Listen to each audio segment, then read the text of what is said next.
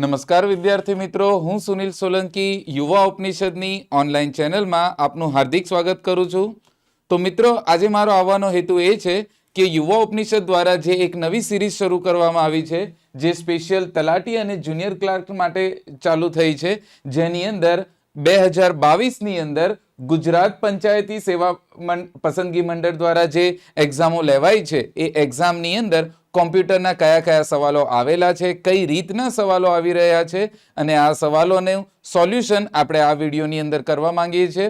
તો આપણે શરૂ કરીશું, વારાવારા ફરતી એક એક સવાલો જોતા જઈએ અને સાથે સાથે તેનું સોલ્યુશન પણ મેળવતા જઈએ. તો કોમ્પ્યુટર પ્રશ્નોત્તરની આપણે શરૂઆત કરીએ. પહેલો સવાલ છે તે છે, આર્ટિફિશિયલ ઇન્ટેલિજન્સ એ કઈ જનરેશન સાથે સંકળાયેલ છે? મિત્રો, આમાં એક વસ્તુ મહત્વની સમજવાની છે. અહીંયા સવાલ જે પૂછેલો છે તે કોમ્પ્યુટરની જનરેશન બાબતે છે, એટલે કે કોમ્પ્યુટરના ઇતિહાસ બાબતે વાત થઈ રહી છે. પ્રાથમિક રૂપથી જુઓ તો આ સવાલ કોમ્પ્યુટરના બેઝિક ફંડામેન્ટલની અંદર આવે છે. અને જો તમને ખ્યાલ હોય તો કોમ્પ્યુટરનો જે આખો વિકાસ છે, તેનો ક્રમિક વિકાસ છે, તેને કુલ 5 જનરેશનની અંદર વિભાજિત કરવામાં આવે છે. પ્રથમ પેઢી દરમિયાન, એટલે કે પહેલી જનરેશનની અંદર જ્યારે કોમ્પ્યુટરો તૈયાર થયા હતા, ત્યારે કોમ્પ્યુટરો ફક્ત ખાલી ગણતરી કરી શકતા હતા. એ આકારમાં પણ ઘણા મોટા હતા. સમય જતાં બીજી પેઢીની શરૂઆત થઈ, તેમાં કોમ્પ્યુટરોનું કદ થોડુંક સંકોચાયું અને છતાં તે પણ ગણતરી કરી શકતા હતા. ત્રીજી પેઢી આવતા આવતા કોમ્પ્યુટરની અંદર થોડો ટાઈપિંગ અને કેલ્ક્યુલેશન એવી બંને પ્રકારની ફેસિલિટીની શરૂઆત થઈ ગઈ હતી. ચોથી પેઢી દરમિયાન કોમ્પ્યુટરની અંદર મલ્ટીમીડિયાનો ઉપયોગ ચાલુ થયો હતો. પણ જ્યારે પાંચમી પેઢીની શરૂઆત થઈ, આ પાંચમી પેઢીની અંદર કોમ્પ્યુટરોની અંદર એક મહત્વપૂર્ણ ફીચર્સ આવેલું હતું, તે હતું આર્ટિફિશિયલ ઇન્ટેલિજન્સ. એ પ્રમાણે જો તમે જુઓ તો આનો આન્સર આવશે પાંચમી પેઢી, કારણ કે છઠ્ઠી પેઢી હજી ચાલુ થઈ નથી, ચોથી પેઢીમાં તેનો ઉપયોગ થયો નથી, અને અહીં દર્શાવેલ એક પણ નહીં આવે, એની જગ્યાએ આવશે પાંચમી પેઢી. પાંચમી પેઢીની અંદર આર્ટિફિશિયલ ઇન્ટેલિજન્સ એટલા માટે મહત્વની છે કારણ કે હાલના સમયમાં કોમ્પ્યુટરની અંદર અને મોબાઈલ ટેકનોલોજીમાં પણ આર્ટિફિશિયલ ઇન્ટેલિજન્સનો બહુ મોટા પાયે ઉપયોગ કરવામાં આવી રહ્યો છે. એક વસ્તુ જો આપણે સમજીએ તો એક બેઝિક એક્ઝામ્પલથી તમને સમજાવું કે હાલના સમયમાં એપલ છે, ગૂગલ છે કે એમેઝોન છે, એવી કંપનીઓ દ્વારા સ્પીકર જેવા દેખાતા કેટલાક ડિવાઇસીસ લોન્ચ કરવામાં આવેલા છે, જે તમારા વોઇસ કમાન્ડથી ઓપરેટેડ થાય છે. આ કમાન્ડની અંદર તમે જ્યારે કોઈક વસ્તુ વિશે બોલશો, એના વિશે માહિતી શોધવા પ્રયત્ન કરશો, તો એ માહિતી તમને શોધીને આપી દેશે. સાથે સાથે આર્ટિફિશિયલ ઇન્ટેલિજન્સનો ઉપયોગ આવનારા સમયમાં મેટાવર્સ અને તેના જેવી બીજી ટેકનોલોજીની અંદર પણ કરવામાં આવવાનો છે. તો એના માટે થઈને આ આર્ટિફિશિયલ ઇન્ટેલિજન્સનો ઉપયોગ હાલના સમયમાં મોટા પાયે થશે અને થતો પણ રહેવાનો છે. તો એનો આન્સર આવશે પાંચમી પેઢી. આપણે બીજો સવાલ જોઈએ. કોઈ પણ એપ્લિકેશનમાંથી બહાર નીકળવાની શોર્ટકટ કી કઈ છે? મિત્રો, એક એકદમ બેઝિક રીતનો સવાલ છે કે જેની અંદર કોઈ એપ્લિકેશનમાંથી બહાર નીકળવાની વાત થઈ રહી છે. કોમ્પ્યુટરના બેઝિક ફંડામેન્ટલમાંથી આ પૂછવામાં આવેલો સવાલ છે. જો એ હિસાબે જોઈએ તો કોઈ પણ એપ્લિકેશનમાંથી બહાર નીકળવાની શોર્ટકટ કી છે ઓલ્ટર F4. સામાન્ય રીતે કોઈ એપ્લિકેશનમાંથી બહાર નીકળવું હોય તો એપ્લિકેશનના ખૂણામાં ક્લોઝ બટન આપેલું હોય છે. આપણે એની ઉપર ક્લિક કરીને પણ બહાર નીકળી શકતા હોય છે. ક્યારેક કેટલીક એક્ટિવ વિન્ડોમાંથી બહાર નીકળવા માટે એસ્કેપ કીનો પણ ઉપયોગ કરી શકાય. પણ જ્યારે વાત શોર્ટકટ કીની થતી હોય, કોઈ સ્પેસિફિક આપણે એપ્લિકેશનમાંથી બહાર નીકળવું હોય અને ક્લોઝ બટન નહીં દેખાય, આવી પરિસ્થિતિની અંદર તમે ઓલ્ટર સાથે F4 પ્રેસ કરવાથી એ એપ્લિકેશનમાંથી બહાર નીકળી શકો. આના પછીનો આપણે બીજો સવાલ જોઈએ. તો કોમ્પ્યુટર વિજ્ઞાનના સંદર્ભે USB નું ફૂલ ફોર્મ નીચેના પૈકી કયું છે? મિત્રો, તલાટી જેવી એક્ઝામની અંદર આવા ફૂલ ફોર્મને લગતા સવાલો ઘણી બધી વખત પૂછાતા રહ્યા છે અને પૂછાય પણ છે. આપણે એટલું કહી શકીએ કે કોન્સ્ટેબલ અથવા તો પોલીસ ખાતાને લગતી જે પરીક્ષાઓ છે એની અંદર તો આ સવાલો ઘણી વખત પૂછાયા છે. પંચાયત બોર્ડની પરીક્ષામાં પણ પૂછાયા છે. તો જો આપણે એનો જો જવાબ જોઈએ તો USB નું ફૂલ ફોર્મ અહીંયા 4 વિકલ્પો આપેલા છે. યુનિક્સ સિસ્ટમ બસ, બીજું છે ઉપરોક્ત પૈકી એક પણ નહીં, યુનિવર્સલ સિરિયલ બસ અને યુનિક્સ સર્વિસ બસ. એનો આન્સર છે યુનિવર્સલ સિરિયલ બસ. મિત્રો, હાલના સમયમાં USB જે છે તે યુનિવર્સલ સિરિયલ બસનો ઉપયોગ બહુ મોટા પ્રમાણમાં કરવામાં આવે છે. લગભગ દરેક પ્રકારના ઇનપુટ અને આઉટપુટ જેવા હાર્ડવેર કે ડિવાઇસને કનેક્ટ કરવા માટે હાલના સમયમાં યુએસબી બહુ અગત્યપૂર્ણ સાધન છે. તેમાં તમે સરળતાથી ડિવાઇસને જોડી શકો છો, કાઢી પણ શકો છો. યુએસબી વિશે એક વ્યવસ્થિત માહિતી આપતા તમને જણાવું કે યુએસબી પોર્ટના જે શોધક છે જેમનું નામ છે અજય ભટ્ટ. તમને જાણીને આશ્ચર્ય થશે કે આ જે વ્યક્તિ છે તે આપણા મૂળ ગુજરાતી હતા. હાલ તેઓ યુએસએમાં સ્થાયી થયા છે અને માઇક્રોસોફ્ટ કંપનીની અંદર તેમણે પહેલી વખત આ યુએસબી પોર્ટની શોધ કરી હતી અને તેની મદદથી આપણે જોઈએ છીએ કે અલગ અલગ પ્રકારના ડિવાઇસીસ કનેક્ટ કરી શકાય છે. યુએસબી પોર્ટમાં બીજી એક વસ્તુ હું તમને ચોક્કસ કહીશ. સામાન્ય રીતે કોઈક વ્યક્તિને એવું લાગે છે યુએસબી પોર્ટ એટલે ફક્ત આ પ્રકારની પિન. મિત્રો એવું નથી. યુએસબી પોર્ટની પણ 3-4 પ્રકારની પિન હોય છે.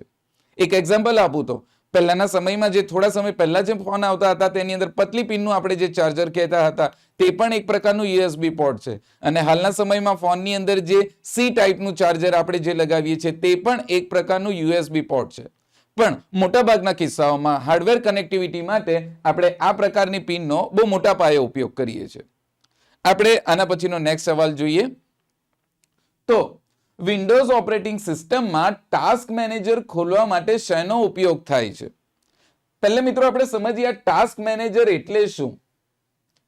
ટાસ્ક મેનેજર એ એક પ્રકારનો બેઝિક પ્રકારનો પ્રોગ્રામ છે, એક પ્રકારનું ફર્મવેર છે જે સિસ્ટમની અંદર ઇન્સ્ટોલ થયેલું છે. શું કહે છે આ ટાસ્ક મેનેજર? સામાન્ય રીતે તમારા કોમ્પ્યુટરની અંદર તમારો જે સોફ્ટવેર અત્યારે રનિંગ અવસ્થામાં હોય, ચાલુ અવસ્થામાં હોય, એ સોફ્ટવેરને જો તમારે જ્યારે જોવા હોય કઈ વસ્તુ ક્યાં ચાલી રહી છે, રેમનો કેટલો ઉપયોગ થઈ રહ્યો છે, સીપીયુનો કેટલો ઉપયોગ થઈ રહ્યો છે, તે જોવા માટે ટાસ્ક મેનેજરનો ઉપયોગ કરી શકાય. સાથે સાથે ટાસ્ક મેનેજરને ઓપન કરીને ક્યારેક કોઈક એપ્લિકેશન સખત રીતથી હેંગ થઈ જાય અને તમારે બંધ કરવી હોય તો બંધ પણ કરી શકાય. આ ટાસ્ક મેનેજર માટેની શોર્ટકટ કી છે Ctrl-Alt-Delete. આ કી પ્રેસ કરવાથી ટાસ્ક મેનેજર ઓપન થશે. જો મિત્રો એક આ ટાસ્ક મેનેજરનો એક સ્ક્રીનશોટ આપવામાં આવેલો છે, તેમાં તમે ધ્યાનથી જોશો તો અલગ અલગ પ્રકારના સોફ્ટવેર છે. એની અંદર સીપીયુનો કેટલો વપરાશ થઈ રહ્યો છે, મેમરીનો કેટલો વપરાશ થઈ રહ્યો છે વગેરે બધી માહિતી આપેલી છે. કોઈ કારણસર જો મારે કોમ્પ્યુટર બંધ કરવાનું થાય અથવા તો કોઈક સોફ્ટવેરને મારે બંધ કરવાનું થાય તો અહીંયા નીચેની તરફ એન્ડ ટાસ્ક નામનો વિકલ્પ આપેલો હોય છે. એના ઉપર ક્લિક કરીને આપણે આ પર્ટિક્યુલર સોફ્ટવેરને બંધ કરી શકીએ. એના પછી આપણે બીજો એક સવાલ જોઈએ. વાઈફાઈ નું ફૂલ ફોર્મ શું છે? વાઈફાઈના ફૂલ ફોર્મ માટે 4 વિકલ્પો આપેલા છે. Wireless free internet, wireless free interchange, wireless fidelity અને ઉપરોક્ત દર્શાવેલ પૈકી એક પણ નહીં. પણ આ વાયરલેસ ફિડિલિટી એનો આન્સર છે. સામાન્ય રીતે વાઈફાઈનો ઉપયોગ આપણે હાલના વર્ષોની અંદર નેટની કનેક્ટિવિટી માટે કરતા આવીએ છીએ. વાઈફાઈને સમજવું હોય તો તમે થોડું બ્લૂટૂથને યુઝ કરેલો હોય તો તમે એને સરળતાથી સમજી શકો. જેવી રીતે બ્લૂટૂથની મદદથી એક બેઝિક ફ્રીક્વન્સીની અંદર 2 ડિવાઇસને કનેક્ટ કરી શકાતા હતા, એવી જ રીતે વાઈફાઈની મદદથી પણ તમે 2 ડિવાઇસ વચ્ચે કનેક્શન સ્થાપી શકો છો. વાઈફાઈમાં ફરક એટલો છે મિત્રો કે એની અંદર કોઈ એક જ ડિવાઇસથી એક સાથે ઘણા બધા મોબાઈલ પણ કનેક્ટ કરી શકાય. ટૂંકમાં આપણે સાદી ભાષામાં સમજવું હોય તો વાઈફાઈ એ એક પ્રકારનું બેઝિક નેટવર્ક સ્થાપવા માટેની ફ્રીક્વન્સી છે જે વાયરલેસ ટેકનોલોજીથી કામ કરે છે. એના પછીનો હજી એક સવાલ છે તે જોઈએ. નીચે આપેલ પૈકી કયું વેબ બ્રાઉઝર નથી? મિત્રો વેબ બ્રાઉઝર એટલે શું? વેબ બ્રાઉઝર એ એક પ્રકારના સોફ્ટવેર હોય છે કે જે કોમ્પ્યુટરને ચલાવવા માટે મીન્સ કે કોમ્પ્યુટરની અંદર ઇન્ટરનેટને ચલાવવા માટે ઉપયોગી હોય છે.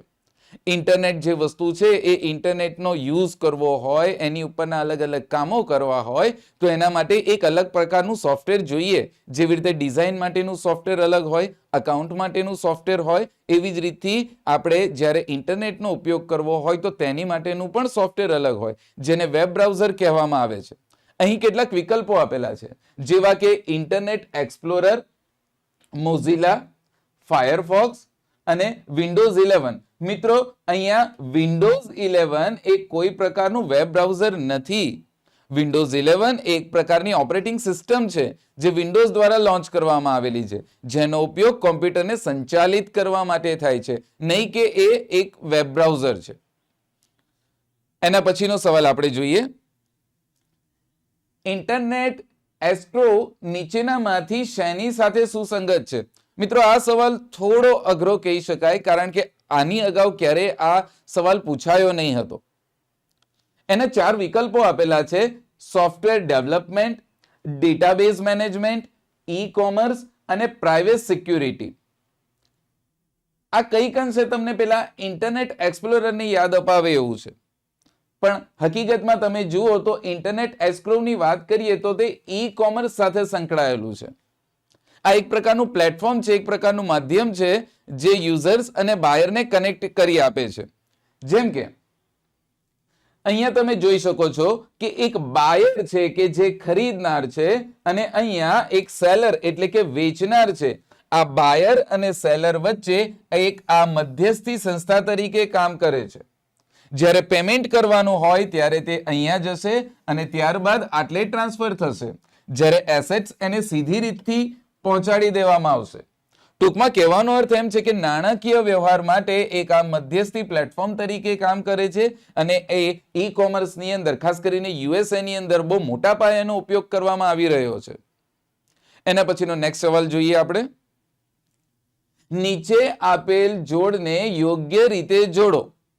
મિત્રો આ આપણે કહી શકીએ કે તલાટી કે જુનિયર ક્લાર્ક જેવી એક્ઝામમાં આવા જોડકા જેવા સવાલો વધારે પ્રમાણમાં પૂછાય છે. અને એની અંદર તો વાત કરીએ તો આપણે કહી શકીએ કે કેટલીક શોર્ટકટ કી છે તે આની અંદર પૂછેલી છે. જેમ કે કોપી કરવા માટેની શોર્ટકટ કી કઈ છે? તો આ બેઝિક છે, એની શોર્ટકટ કી છે Ctrl+C. અન્ડુ કરવા માટેની શોર્ટકટ કી શું છે? અન્ડુ મીન્સ જે કામ આપણે કરેલું હોય તેને રિવર્સમાં જવા માટેની શોર્ટકટ કી કઈ? તો એની છે Ctrl+Z. એના પછી છે પ્રિન્ટ ઓલ કરવા માટેની શોર્ટકટ કી કઈ? જો મિત્રો આમાં ગૂંચવાવાનું નથી, અહીંયા કદાચ ઓલ શબ્દ આપેલો હોય તો પ્રિન્ટ કે પ્રિન્ટ ઓલ. સામાન્ય રીતે જ્યારે તમે Ctrl+P દબાવો છો, પ્રિન્ટ આપો છો, ત્યારે એ પ્રિન્ટ કરતી વખતે ઓલ પેજ જ લેતું હોય છે. તમારે પર્ટિક્યુલર કોઈ એક પેજ લેવું હોય તો ત્યારે તમે પેજનું સિલેક્શન આપીને અથવા તો તેનો નંબર નાખીને એની પ્રિન્ટ કાઢી શકો. તો પ્રિન્ટ ઓલ કહું કે પ્રિન્ટ કહું, એના માટેની શોર્ટકટ કી હંમેશા Ctrl+P હોય છે. એના પછી પેસ્ટ કરવા માટેની શોર્ટકટ કી કઈ છે? તો એક વિકલ્પ આપણો બાકી છે, તે છે પ્રિન્ટ કરવા માટેની શોર્ટકટ કી એ Ctrl+V છે. તો કુલ આટલા વિકલ્પો આપેલા છે. માફ કરજો, અહીંયા ટેકનિકલ ફોલ્ટને કારણે એક બીજો વિકલ્પ અહીંયા કંઈક મિસિંગ થયો છે. તો અહીંયા જેટલી શોર્ટકટ કી છે, જેવી રીતે કે કોપી માટે Ctrl+C, અન્ડુ કરવા માટેની Ctrl+Z, પ્રિન્ટ કરવા માટેની Ctrl+P અને પેસ્ટ કરવા માટે Ctrl+V. અહીંયા જે Ctrl+A આપેલું છે એને આપણે એમ કહી શકીએ કે જ્યારે કોઈક વસ્તુને તમારે સિલેક્ટ કરવી હોય, પણ કેવી? બધી જ વસ્તુઓ સિલેક્ટ તમારે કરવી હોય તો ત્યારે આ Ctrl+A નો ઉપયોગ કરવામાં આવે છે. તો સિલેક્ટ ઓલ માટે આ Ctrl+A નો ઉપયોગ થતો હોય છે. ના પછીનો સવાલ જોઈએ તો કોમ્પ્યુટર વિજ્ઞાનના સંદર્ભમાં CERT નું ફૂલ ફોર્મ શું છે? મિત્રો આ સવાલ પણ નવો છે.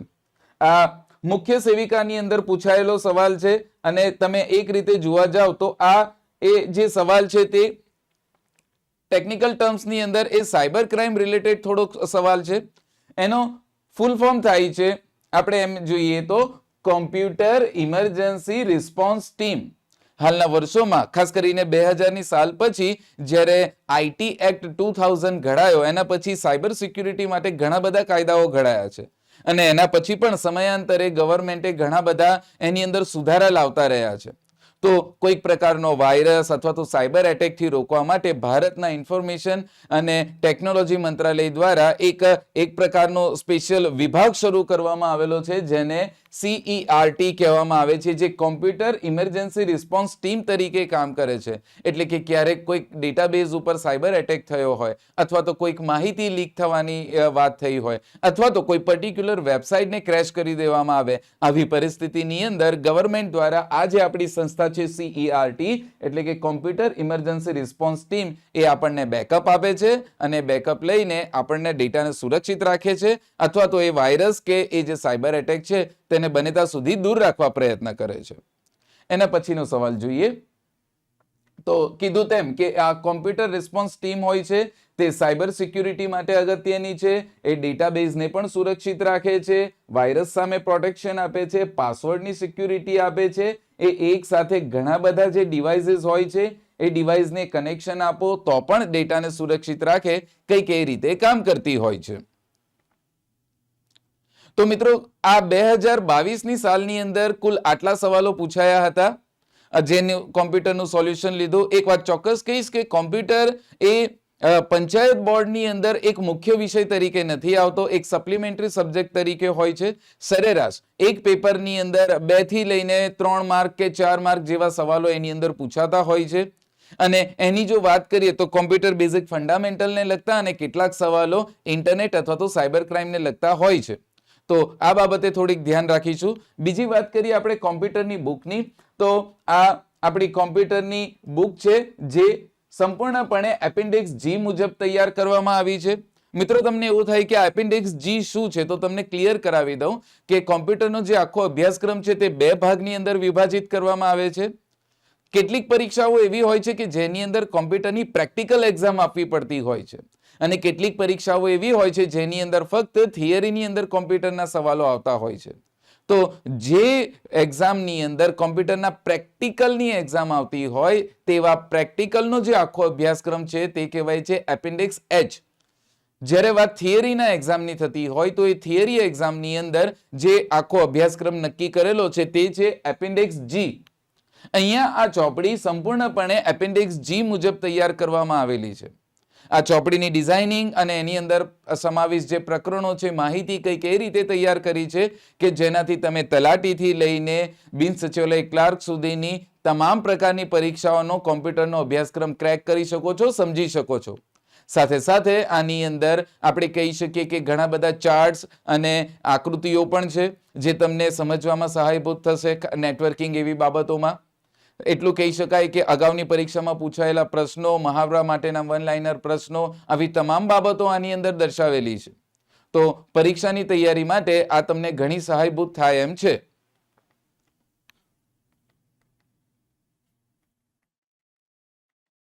એ સિવાય અહીંયા આપણે જોઈએ તો યુવા ઉપનિષદ પબ્લિકેશન દ્વારા પ્રકાશિત પુસ્તકોની આખી શ્રેણી આપી છે. મિત્રો, આ ઘણી હેલ્પફુલ થાય એમ છે પરીક્ષા માટે થઈને. તમે ક્લાસ 1-2 લેવલની પરીક્ષા આપતા હોય કે ક્લાસ 3 લેવલની પરીક્ષા આપતા હોય, દરેક સબ્જેક્ટ માટે એક વ્યવસ્થિત રીતથી તજજ્ઞો દ્વારા આ પુસ્તકો તૈયાર કરવામાં આવેલા છે. મહત્વની વસ્તુ એ છે કે દરેક પુસ્તકોની અલગ અલગ વેરાયટી પણ આપી છે. ઉદાહરણ તરીકે તમે ઇતિહાસ લો તો ઇતિહાસ તમને ડિસ્ક્રિપ્ટિવમાં પણ મળશે, તમને ક્લાસ 3ના લેવલ પર પણ મળશે. એ તમને વન લાઇનર કે પછી MCQ હોય એ બધી જ રીતથી મળી શકે. અને લગભગ તમામ વિદ્યાર્થીઓની પરીક્ષાની તૈયારીને ધ્યાનમાં રાખીને આ રીતના પુસ્તકો ડિઝાઇન કરવામાં આવેલા છે. અત્યાર સુધીમાં યુવા ઉપનિષદે 60 કે એનાથી વધારે પુસ્તકો પ્રકાશિત કરી ચૂકેલી છે અને આવનારા સમયમાં વધારે ગુણવત્તાવાળા, વધારે સારા પુસ્તકો પણ આવી રહ્યા છે. તો આપ એનો અચૂક લાભ લેજો. તો મિત્રો, આ અહીંયા આપણે જે શરૂઆત કરી છે ઓનલાઈન પ્લેટફોર્મ પર આવવાની, સાથે સાથે આપણે સોશિયલ નેટવર્કિંગના માધ્યમ પર પણ હોઈએ છીએ. આપણે ટેલિગ્રામ ચેનલ પર છે, આપણે ઇન્સ્ટાગ્રામ પર છે, યુટ્યુબ ઉપર તો છે જ અને ફેસબુક ઉપર પણ છે. આશા રાખી કે આપ બધા એની સાથે જોડાયેલા રહો. નવા નવા નોટિફિકેશન, પરીક્ષાને લગતી માહિતી અથવા તો અગત્યના કંઈક ટોપિક્સ હોય તો તેને લગતી જે વસ્તુઓ છે તે આની અંદર મૂકવામાં આવે છે. તો આપ એનો અભ્યાસ કરજો, પરીક્ષા માટે ઘણી હેલ્પફુલ સાબિત થાય એમ છે. તો મિત્રો, યુવા ઉપનિષદ પરિવાર તરફથી હું ફરી એક વખત તમને આવનારી પરીક્ષા માટે બેસ્ટ ઓફ લક પાઠવું છું અને આશા રાખીએ કે તમને આ વિડીયો થોડો હેલ્પફુલ સાબિત થયો હશે. આભાર. જય હિન્દ.